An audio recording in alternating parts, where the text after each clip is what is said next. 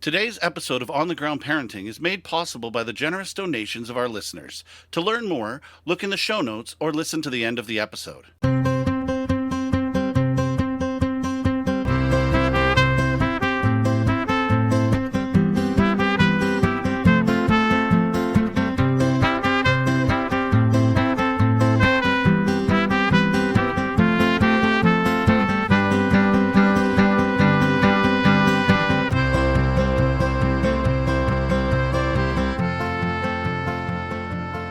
Last week, we started with our guest, Alyson Schafer. And if you didn't catch the first episode, you need to go back and listen to that first episode. Alison is a family counselor, TEDx presenter, TV and radio personality, columnist, spokesperson, educator, consultant, blogger, podcaster, as well as an international best-selling author. That's right, folks. She offers a lot for us parents. Check her out. Last week, we were talking about what is Adlerian psychology? How does Alfred Adler influence parenting from the holistic or humanistic approach? And Allison's last reflection or comment sharing to us parents was about how we can actually look at our children as an opportunity for personal growth. We can be curious. We can be compassionate. Are you curious? So let's jump back into the conversation that Sam and I were having with Alison. I think my kids and I had more the lived felt experience. And I hope that that carries them far. And that I hope that for every generation that continues to pass on this style of respectful parenting, that with each generation, it becomes a little bit more natural, a little bit easier, a little bit more modeled to us so that it's a little bit more comfortable and it doesn't have to feel so like learning a skill set because we would have seen it happen in our homes. And I think every generation it'll get easier and easier. A little more familiar. And I Yeah. guess I guess the one thing that is coming to mind for me is so when my children were young, we had a cooperative nursery school in that if you didn't cooperate with the structure then it wouldn't work. So we didn't have a paid teacher. We had parents who took turns and we'd have family on site because we were in a church basement type of thing. And while we were waiting for our children who were in another room with some other adults, we decided to bring in some parenting workshops. So that was how I was introduced to, and that time it was How to Talk So Kids Will Listen and Listen So Kids Will Talk. Classic book that every single person should read. Whether you have kids or not, it's a communication book that for the workplace. I mean, It We say that is. all the time. it's a classic. Yeah. Yeah, that's where I was exposed. And I think maybe my son was 3 years old and, he's in his 40s now. But then it became something that I wanted to know more about. So, I had parents who were available, parents who were attentive, parents who were responsive, and also parents who were still working on their own skills, coming from a vast background. So there were times when there were, hiccups or glitches to the plan. But I wanted to know more, and I wanted to be able to relate with my children in a different way. I could, and even in society was changing for me as a human being in the 80s at that point. So I feel that it's that regular exposure that I have had, then becoming interested in continuing to read, continuing to seek it, to listen, and to be a parent ed facilitator. It keeps me sort of, immersed in the way of being because I know it's hard. Like I may be able to hear myself and think, I want to make change, but how do I make that change? I guess maybe that's the part I want to say to you. What can parents do when they hear that voice or they feel that emotion and they know I want to be more supportive. I want to be more effective in my role as a parent. I would say that one of the problems, let's say challenge or hurdle, let's use that language instead, is that parents have more access to information on parenting than we've ever had before. And that increase in ways to get information on parenting, unfortunately, has the downside of confusing parents. And they can be very overwhelmed. I'm never supposed to say no, or I'm supposed to use this tone, or I'm supposed to there's so much information, and parents love their children and they want to do right, do good, but they're like, but how?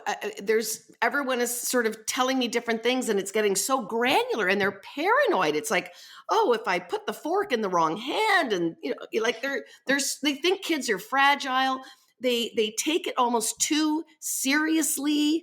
And so there's a big part of just saying, yes, seek out parent education and relax and trust yourself, and know that there's also intuition and lots of room to make mistakes, because you are just a humble human, and you're not going to break the primary attachment with your child. If one day you'll lose your mind and you're late for work and you scream, you don't have to open up the bank account for all the therapy sessions they're going to need when they're in their 20s. Like, I think that they're much more robust than we think they are. And so I think we're terribly hard on ourselves around wanting to get parenting right.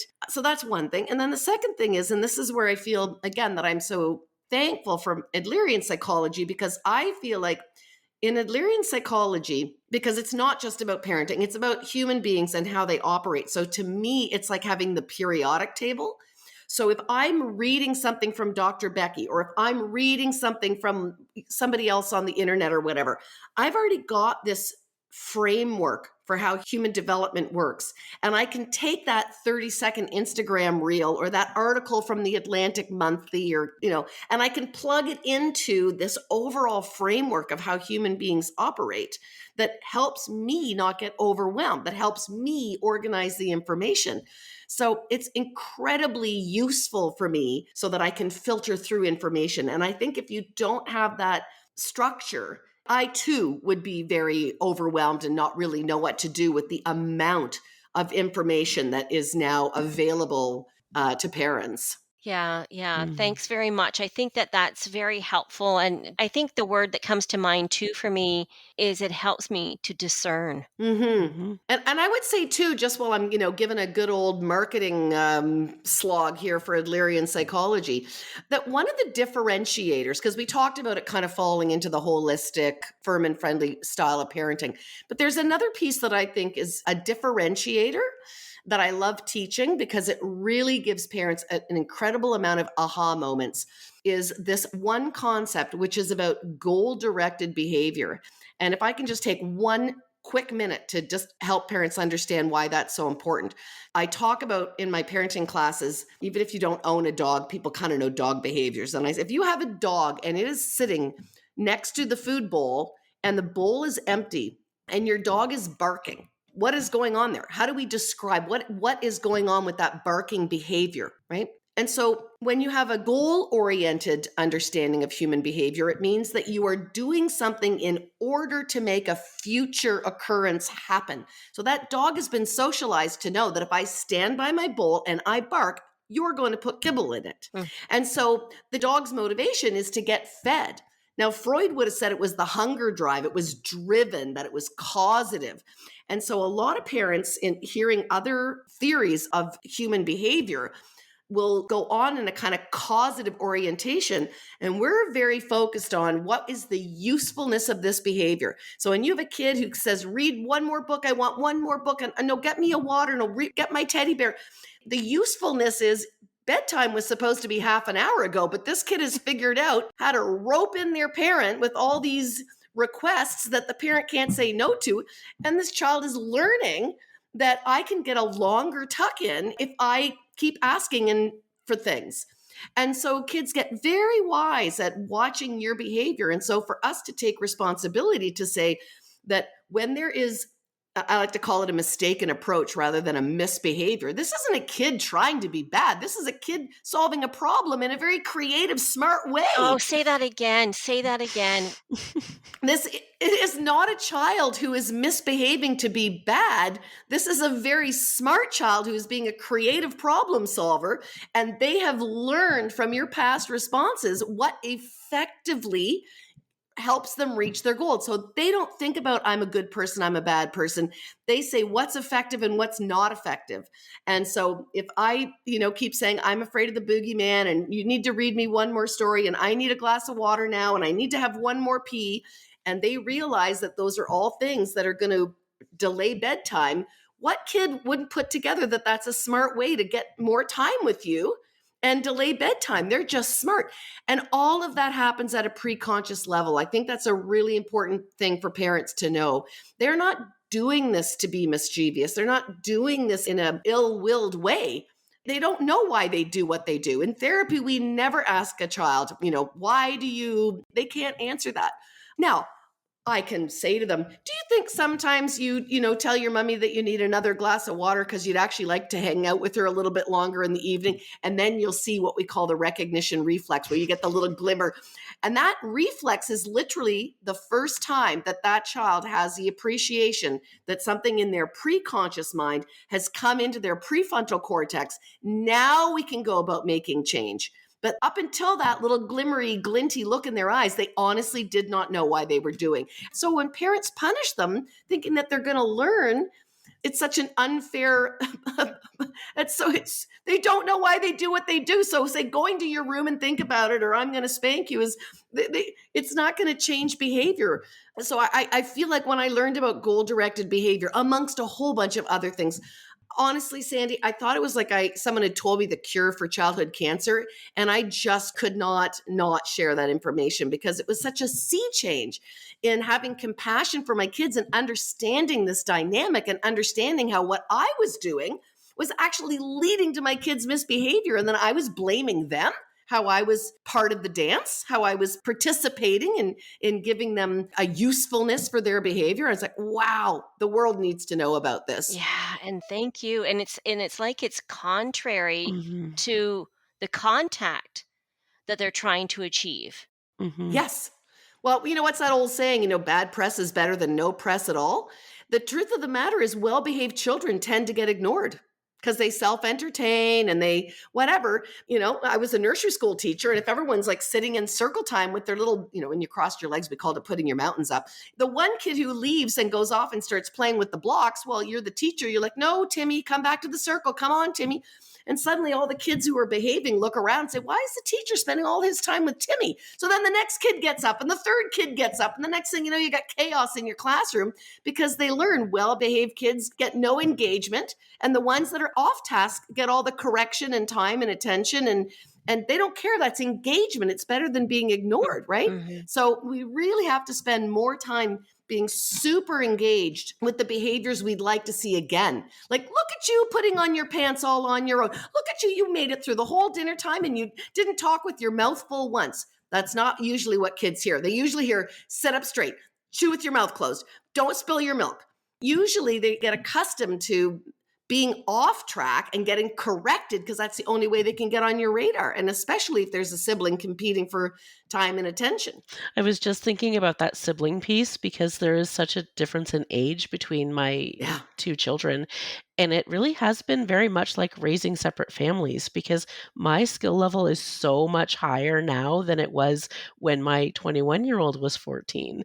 And he'll rub my nose in it all the time. Well, I don't understand why Ryan gets away with that because I never would have gotten away with that at his age. I'm like, well, my skill set has changed. Very different children. These are just all of the circumstances. I'm sorry that that's how you remember it. I did the best I could at the time with the information and tools I had. And he usually walks away grumbling. But it's just very entertaining to me because, he didn't get the best of me as a parent. And I wish he had, but he got the best of me at the time. So one of the other things that we need to remember is the subjectivity of the child. Mhm. So I grew up in a home. So we took in draft dodgers. A lot of people were fleeing conscription at the time when I was growing up in the 60s and early 70s.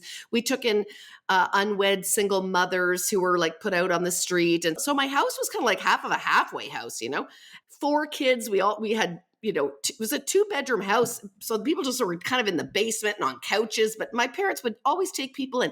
And I thought that was one of the greatest things about my childhood, that my parents kind of always had a pallet on the floor for anybody. But if you ask my siblings who had exactly the same experience, they have very different opinions about what it was like sharing their time. And one time I had to sleep in the bathtub. And so you can have exactly the same experience and 2 different kids are going to interpret it their own way. And that really can't be beholden to us to think that I'm going to parent things exactly right so that nobody has some little chip on their shoulder, because all of us have some little bad memory of, oh, we went to Howard Johnson's and my brother got the whipped cream on his hot chocolate and I never got the whipped cream, and you're like, I don't even remember that trip. I don't even remember hot chocolate. What are you talking about? This has bothered you your whole life. Kids will just grab onto something. And if you're a parent thinking you're going to do everything so right that every moment is going to be remembered perfectly, I'm telling you, it's never going to happen. No, definitely. Yeah, I think that's a good way to wrap up, is knowing that we aren't going to be able to keep everyone happy all the time, especially when we've got more than one child. And yes, and just moving forward and doing the best that we can, and taking a look at what Alison had suggested as far as being mindful that we do have an intuition that influences us as well too, and to not stifle that voice. Sometimes when we're inundated and overwhelmed by information, it clouds it, and we're hesitant, we're not too sure. And I think if we bring in a little bit of quiet, then that allows that voice to come to the forefront. And so just as we're wrapping up, Alison, could you even just give a little reminder for everyone that kids won't thank us? Kids won't thank us for, maybe the discipline or this practice, or, those boundaries or those limits. Just a reminder, a gentle reminder about that. Kids actually do know what a healthy home looks and feels like. And even if it bothers them, that I have a bedtime and I have a curfew and all these things, and they'll give you pushback, right? It's our job to set boundaries and it's their job to find them by testing them. But they know what a healthy home looks like. And are they going to volunteer that up to you and say, like, thanks so much for, quelching my every desire? No, you're not going to get that. But what you are going to get is a child who absolutely loves you and who still wants to come home for Thanksgiving and wants to spend free time with you and still hang out on vacations when they're grown-ups. And so it really is that longer game down the road. That's where you're going to see the thank yous. Even if it's not in language, it's going to come back by the quality of that relationship that you built, and they will respect you for being strong enough to have set the tone of a healthy house, even if they don't say it verbally in the moment. Thank you. Thank you. And how can people find you? I would say the best thing, Sandy and Sam, is my website, because everything is on my website. So it's AlysonSchafer.com.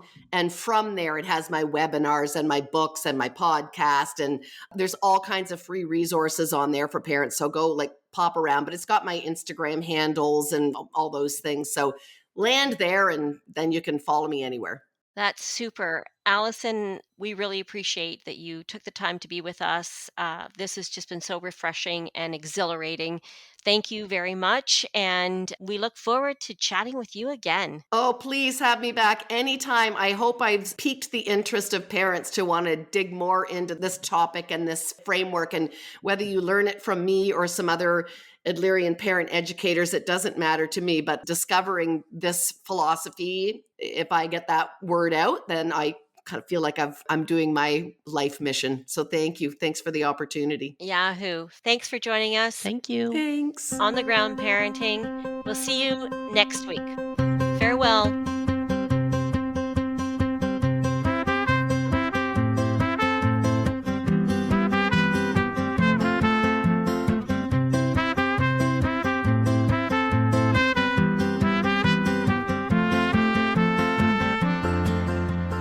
On the Ground Parenting is a production of Muskoka Family Focused Parent Education Program. If you enjoyed this episode and want to sponsor or support the show, or even ask a question of our hosts, visit the Central Hub at linktr.ee/On the Ground Parenting. On the Ground Parenting is produced, engineered, and published by Red Juice Studio. To learn more, visit redjuicestudio.com/nonprofits. Thank you for listening, and we'll see you next Wednesday on the Ground Parenting.